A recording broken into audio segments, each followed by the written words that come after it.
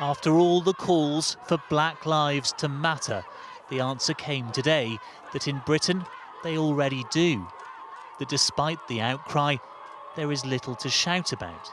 That all the accounts we've heard of discrimination do not tell the tale of a racist country.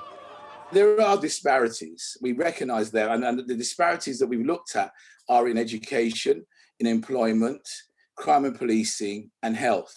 However, the interesting thing about this report is that it doesn't find those disparities landing in racism. His report concluded that there is no proof of institutional racism in the UK, finding that children from ethnic minorities do as well or better than white pupils, save for those from a black Caribbean background, and that the pay gap between all ethnic minorities and the white majority has shrunk to 2.3%. It points to social class, geography and family setup as more important factors in life than race, arguing that the UK should be held up as a model for other white majority countries. Like on my back. But rather than helping the next generation to reach higher, this family feels today's report moves backwards.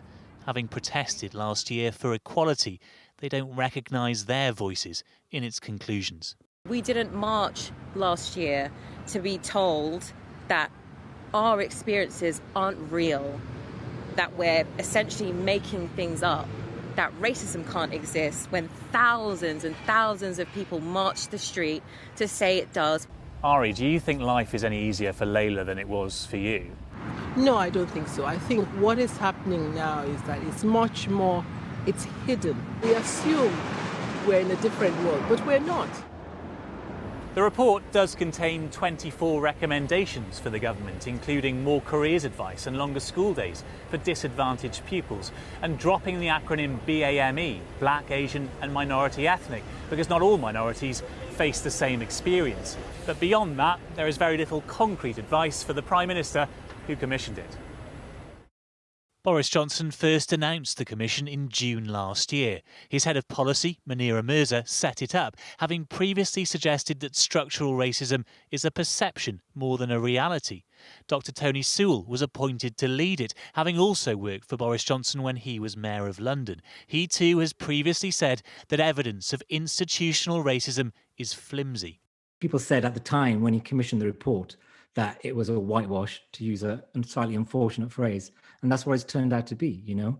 And the argument that institutional racism doesn't exist is just absurd. And after all the shows of solidarity, many feel today's report is just another gesture. Paul Brand, News at 10.